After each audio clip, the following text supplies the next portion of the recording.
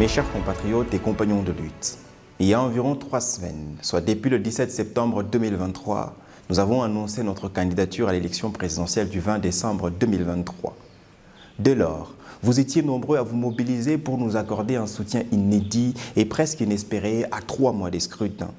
Pendant environ 3 semaines, vous vous êtes battus corps et âme pour porter haut notre ambitieux projet politico-citoyen de reprendre le destin du Congo en main. Vous y avez cru et vous continuez à y croire encore. L'annonce de notre candidature n'a pas généré que le soutien. Elle a donné aussi lieu à des attaques acerbes et des conseils sur notre ambition. Tout cela nous a servi et continuera à nous servir de carburant pour nous surpasser et surtout pour nous améliorer, pour le parcours que j'espère encore reste long et laborieux. Mes très chers compatriotes et compagnons de lutte, dès l'annonce de notre candidature, vous vous êtes approprié cette ambition en contribuant de diverses manières, tant sur le plan financier, humain, logistique, spirituel et j'en passe. Bref, vous nous avez accordé un soutien tous azimuts et nous vous en sommes et serons toujours reconnaissants. C'est les samedis soirs que nous avions réussi grâce à vous à réunir exceptionnellement la caution. Et c'est là après une semaine de collecte de fonds à travers le mobile money, les chèques et en espèces. Et là, s'il était trop tard pour payer à la banque afin d'obtenir la preuve de paiement, l'unique pièce qui nous manquait pour compléter notre dossier. En arrivant à la CENI le dimanche 8 octobre 2023 vers 13 h, nous espérions obtenir une prorogation comme c'était le cas avec les élections municipales, législatives, provinciales et nationales. Aussi tardivement que nous avons pu réunir cette caution, cela est une preuve supplémentaire que vous aviez vraiment décidé à reprendre le destin du Congo en main à travers notre modeste candidature à la magistrature suprême.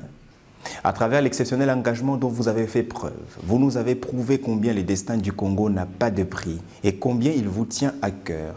Et ceci est une dette que nous aurons toujours à l'égard de la République que chacun de vous représente.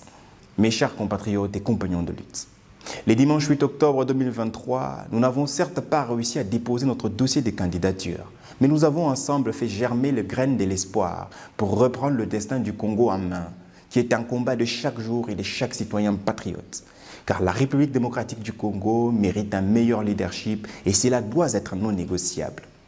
Mes chers compatriotes et compagnons de lutte, à la suite de notre échec de déposer notre dossier de candidature à la CENI dans le délai, nous avons décidé de remettre l'intégralité de l'argent que nous avons récolté pour la caution à nos généreux donateurs. Car l'objectif pour lequel nous avions fait cet appel aux dons n'a pas été atteint. Nous profitons de cette occasion pour réitérer nos sincères remerciements à tous ceux qui ont cru en ce projet, qui se sont mobilisés corps et âme pour la réussite de cet ambitieux projet politique de reprendre le destin du Congo en main. Mes chers compatriotes, notre engagement envers la République démocratique du Congo afin de reprendre le destin du Congo en main reste intact. Voilà pourquoi nous allons continuer notre travail de terrain auprès des agriculteurs congolais, des paysans, des prolétaires congolais, les mamans maraîchères, les jeunes désœuvrés, bref, auprès de tous les Congolais de tous les horizons pour les écouter et pourquoi pas porter leurs revendications qui faisaient déjà l'objet de notre projet de société pour la course à la magistrature suprême. Mes chers compatriotes et compagnons de lutte, cette brève ambition pour la magistrature suprême nous aura montré que rien n'est impossible et que si nous nous mobilisons à temps, nous serons en mesure de déplacer les montagnes. Que cette brève expérience pour la course à la magistrature suprême, au gain inestimable, nous serve à tous de leçons et de sources de motivation pour la construction d'une nation forte et prospère. Car les changements en République démocratique du Congo est possible, quoique sa réalisation soit laborieuse. Mes chers compatriotes et compagnons de lutte, le petit garçon pauvre de Louilou à Kolwezi, devant vos écrans, ne se serait jamais autant rapproché de la magistrature suprême de la République démocratique du Congo s'il n'avait pas cru en Dieu, en la synergie des énergies, en lui-même et surtout s'il n'avait pas cru que tout était possible dans la vie.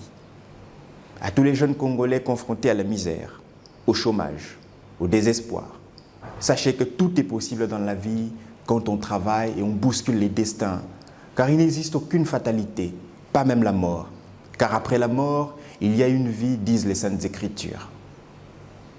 À tous les citoyens de toutes les classes sociales de la République démocratique du Congo, si nous décidons de nous lever comme un seul homme pour reprendre le destin du Congo en main, nous serons en mesure de créer une nation de toutes les possibilités pour tous, car Dieu nous a donné des ressources conséquentes pour y parvenir. Que Dieu bénisse la République démocratique du Congo, que Dieu bénisse notre lutte. J'ai dit, je vous remercie.